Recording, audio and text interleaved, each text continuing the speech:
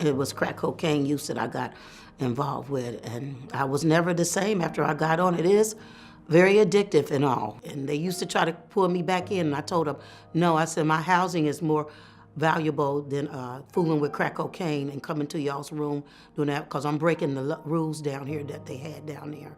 That was my darkest moment when I thought I was getting ready to get evicted. It was time to straighten up. The landlord said, do you want to get clean? And I said, yes. She said, how long have you been clean? I said, 2 weeks. When you get evicted from the Y, you have to wait 3 years before you can find anywhere else to go. And I would have had to go to the ladies' shelter, and I already been there before, and I wasn't trying to go back down that avenue. I said, now, God, I need you to help me stop, because I need to keep this room until I can find a place to go. His dad and mom had brought him down for a visit over 20 years ago now. We suspected then that he was homeless. Over the holidays, he's pulling on his hair, clicking his teeth, pacing back and forth. You could tell he was having conversations with somebody in the basement, but there was nobody in the basement. And we're just looking at each other going, what do we do? We can't send him back to Elyria, Ohio in the wintertime to live, as we know now, in a construction shed. I call the homeless clinic, and the receptionist says, I think you need to talk to the psych nurse. Sounds like your brother's schizophrenic. So he had an appointment. So I took him in, and he refused treatment. He said he didn't need to see a doctor. We will help you in any way that we can. You can stay here with us, but you cannot stay here with us if you won't go see a doctor. Well, let me get my shoes on. I guess we'll go to the clinic.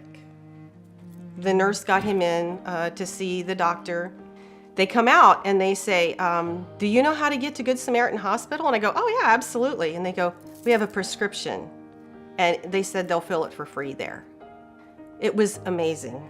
It was a week or 2 weeks, I can't remember when the next appointment was, but it's like a different person. I'm thankful that the homeless clinic was there when we needed help. 10 years ago, our sister Kelly passed away from breast cancer, and it's been very difficult for our family, especially Alicia and I, because she was our sister and she was also our mother. She was almost 14 years older than me, so she definitely took that role in a lot of ways and taught me a lot of things. Yeah, she's the one who really kept our family together too. It was Thanksgiving at her house and Christmas and Easter, and she'd make your birthday a huge deal. And since she was older, she took care of us as almost like we were her kids, even though we were her little sisters. And then as we grew up, it was more of like a three best friend. A really fun sort of dynamic. thing. Yeah, when she didn't have to be our mom anymore, it was really cool. It started to get really fun, yeah. The kids were only 3 and 4 when Kelly passed away. So it's been really important for us to make sure that we keep Kelly's memory alive for the kids, because they were so young when she passed. So it's a big part of why we've gotten so involved with 5K for Kelly and our Breast Wishes Foundation. And it's really good for the kids to be doing something in her memory. I mean, it's good for us too, but it's really good for the kids to know that there's so many people out there that some of them, they don't even know who Kelly was, but they just realize that it's a good thing that we're doing, so they stand behind us. It's really nice.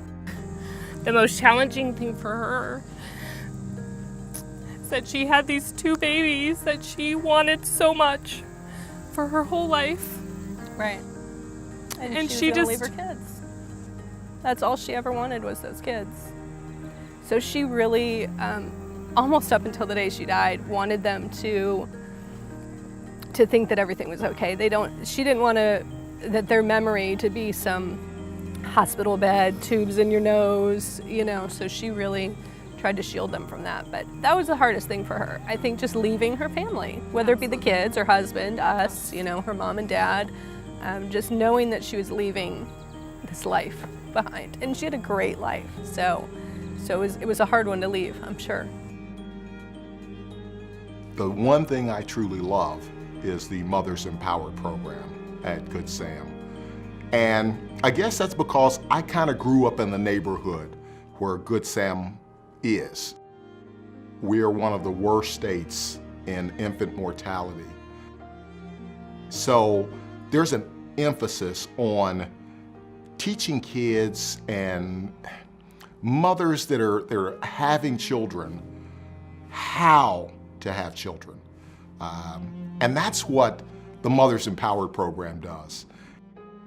For the most part, it's a lot of first-time moms, and that it's good, like everyone's around the same age and everyone's due around the same date, so there's stuff like you guys can talk to each other about your pregnancy problems and what solutions you'd have for those problems and like what to expect for the people who already had a kid or two that were in the program. So it was just like we relayed a lot of information to each other, learned a lot of stuff that I would have never known had it not been for other moms reaching out. The ladies generally are in a big circle, and so the young ladies are all there together, and they talk about all their needs. They talk about nutrition. They talk about what's going on in their life. And a lot of times that's probably more important than anything else. One of the things you generally do see is you see better birth weights, you see healthier babies. Part of that is the fact that one of the areas where we concentrate is on teaching the mothers about breastfeeding, about knowing that their body actually provides the most nutritional value above and beyond anything else. That's one of the best things that we do at the hospital. They're so important that we're raising good, healthy babies, that we're fighting this infant mortality problem and hitting it head on. Being a teenager, being pregnant, my emotions were everywhere. I went to the class and it ended up like stabling me out, like helped me understand what was gonna happen, everything that I was gonna go through. Just something that the moms can go to with their babies and they can talk about all of the stuff that they've learned, all the things that they've done like that month, because we go every month. Like as soon as we go into the class, we say our names, our babies' names, and then something new that the babies learned that month. We definitely felt compelled to donate to Good Sam's Breast Cancer Patient Assistance Program because we saw firsthand how difficult it was for my sister to be sick and all of the different things that she had to deal with. And it's just so much more, I think, than people can ever even imagine until they're put in that environment.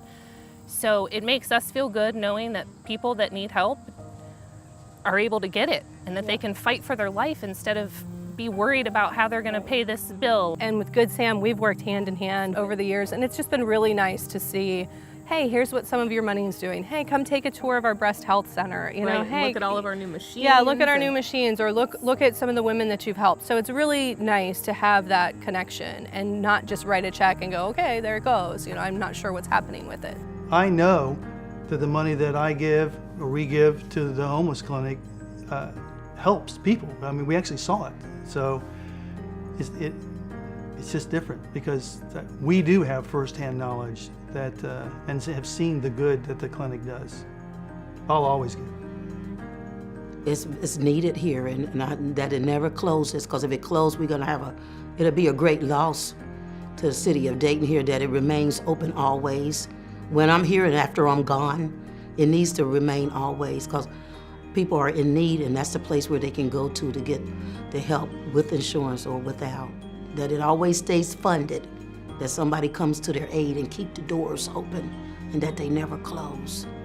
The Good Sam Hospital Foundation covers a myriad of things. They're out in the community, and that if they want to donate somewhere, if they want to look at somewhere where they can really make a difference, the Good Sam Hospital Foundation provides one of those places, because they're not just donating. It's not Good Sam, it's Dayton.